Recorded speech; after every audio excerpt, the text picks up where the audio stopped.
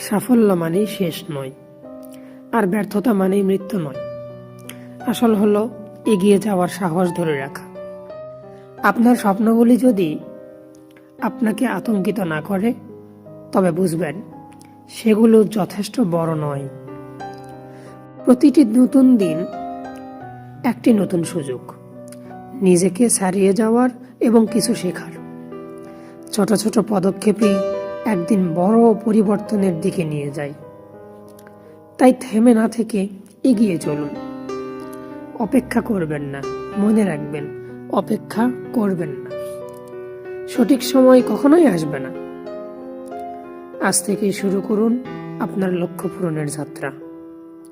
কঠিন পরিশ্রমের কোনো বিকল্প নেই। আজকের পরিশ্রমই আপনার আগামীকালের সাফল্যের ভিত্তি। অন্যের মতো হওয়ার চেষ্টা না করে নিজের সেরা সংস্করণ হওয়ার চেষ্টা করুন।